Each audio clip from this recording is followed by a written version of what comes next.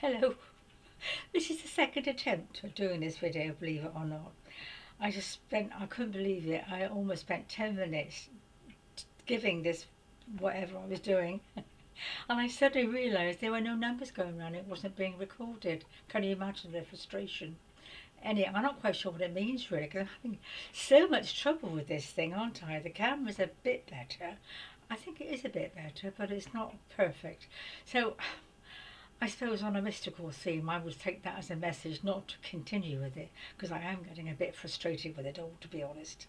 I mean, it's such hard work setting everything up, and then things don't work. Anyway, um, I will continue because I felt I had to do this video today, although I haven't been very well, and I'm still not terribly well.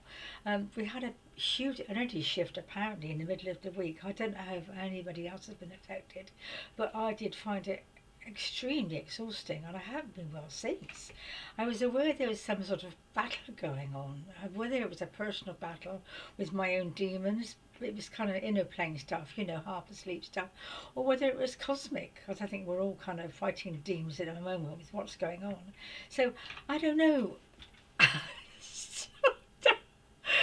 I don't know what is really going on. I would love to know from other people, but nobody writes to me.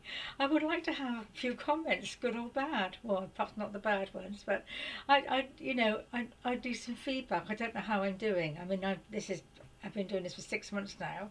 I know I've got a couple of lady friends who think I'm great, but I would like to know if anyone wants anything special talking about, or whether I don't know what it means really. What is going on? I could do with a brandy. So anyway, basically, I'm going to do a video about 2 or 3 festivals that are coming about Buddha. I'm not a Buddhist. I'm not anything in particular. I'm an all-rounder.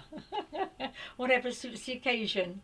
No, but I love Buddhism. It's a beautiful religion, and it's very peaceful and calming. And I think it seems to me it hasn't got the conflicts that Christian religion has had to go through. I mean, a beautiful religion it is. There's so much attached to it, isn't there? The different branches of it, for starters, causes confusion to Catholicism and so forth. Lots of fear in it, and everyone's deviated from the basics, and it's all got rather out of hand, I think. Buddhism, I don't think has. It's pretty basic and stayed much the same as it was in the 4th, 5th century, which is when Siddhartha, who's now Buddha, Siddhartha was born, and he lived in the 4th, 5th century. His father kept him away from the outside world. He didn't want to shock him, because the outside world, particularly then, was pretty awful, poverty, sickness, and all the stuff that goes on, well, even now. But he wanted to keep his son pure and untainted by the outside world. And Siddhartha eventually married, I think he had a child, and he just felt such an urge to go into the world that he jumped over the wall. Well, I'm not quite sure how he got out, but he did eventually leave his wife and family and got into the world, and he was shocked, very upset. And I think at that point in time he realised he wanted to be of service, and so it's quite a long road to becoming enlightened, sitting under a bo tree. Took quite a time, I imagine. Couldn't do that in this country, a bit too cold. But he did reach enlightenment, and of course his teachings has followed from them. There are basic rules like there are in any religion, but it's a beautiful. They wear maroons and golds and oranges and all the earthy colours. I think it's a very earthy religion, and the trumpets they play and the music and all that kind of thing. I suppose it suits me being a Taurian. I'm an earth sign. My birthday on Friday, by the way. Anyway, it's a very earthy religion, and very kind, and they smile a lot. Lovely people. So there was one weekend when I was going through another drama in my marriage, yet another one, and I heard of this place called the Lam Rim in Wales. So I took off in my little car to stay for the weekend. I found the people very warm and friendly, and the kitchen smelled delightful of homemade bread. I thought, this is for me. Unlike the last one with a weird vegetable or two, this was home cooking, and I think they had spaghetti for tea. And in one of the typical of these retreats, you sleep in a dorm with lots of other people. So that's quite a challenge, which is for me anyway. It was then, 35 years ago probably. So people were very friendly, very kind. In the evening, we had evening prayers in a shrine room. Beautiful, absolutely beautiful. It's called puja, and you sat at you had little stools to kneel on, and little books with the prayers in, which of course I couldn't read. It was all in Tibetan or something like that. And the Gesha, the monk, the chief monk who was in charge of the whole place, he recited, he was smiling to himself all the time. He was delightful, absolutely. So it smelt of incense and then the chanting. It was just, the ritual was very, I don't know, it seemed to sort of put one into one centre very calmly. Nothing else mattered. It was just being, just being. No distractions. It was absolutely beautiful. And the next day, I had an appointment to meet the man himself, sitting on his beautiful big fat cushion, big fat man. He was lovely, called Gesha, and he was all smiles, very round and smiley and warm and loving. And of course I was in a state because of what my life was going on at that time, and I sort of had just opened my heart to him. "What's the matter?" he said, smiling in his broken Chinese or whatever language, Indian Chinese, I don't know. So, and he just looked at me and he said, "The root of all suffering is attachment." And I didn't really understand it at the time, but he's right.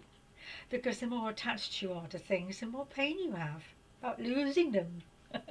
And I'm realising now how lucky I am. I don't have attachment to anything. I can honestly say that. I've got this bungalow, which isn't mine. I've got a car, got my books and stuff. I got no money in the bank or enough to live on, but no, I got nothing. I could honestly say, when I was interviewed in the street the other day and somebody was, this list of questions, and I said, "I can't answer you, I've got nothing." I don't think she believed me, but with the present state of the world and all this going on, I'm thinking people, losing and frightened of losing the financial side of things alone. Businesses, everyone losing thousands of pounds per day. I think, thank God, yes, thank God, I haven't got that problem. I've got no shares, I've got no capital, I've got no investments, well, I've got a bank, but I haven't got anything to lose. Aren't I lucky? So it is true, the more attached you are, and of course we have to have some attachments, but this is a bit of Buddhist teaching, I guess, that it is true, the more, and people, I don't have anyone in my life. I've got a daughter who really is a little bit off the planet. We don't get on terribly well, and for whatever reason, no one's, just one of those things. I don't have friends because I've moved around so much, and I think I've changed so much as well, that you lose touch with people. So I sit here on my own. I cried this morning because I live in a kind of precinct and I see cars drawing up, delivering bags of shopping, and I think I have to get in my car and go out on my own and get it on my own. And it's difficult to weigh up. Do I really want somebody in my life to produce bags of shopping, or am I happy being on my own? I don't even get it online. I go and choose it. So this particular shift in energy, I think, is brought us into a kind of awareness of what do we really want, what is necessary, what can we do without, and having to find new ways of being and new ways of relating. There's all sorts of things, but lots of goodness is coming out of it, isn't it? Don't you think? Gosh, I'm rabbiting on again. I was talking about Buddhism. As usual, I get into my little high horse and must wind up. The numbers are going round, so I think this one's recording. So, yeah, I had a lovely time. It was really, really sweet, and I just want to say, if you want to know more about Buddhism and the Tibetans, of course they were almost destroyed by the Chinese, do get to see 7 Years in Tibet, Brad Pitt. Fantastic film. It's about his 7 years in a Buddhism community.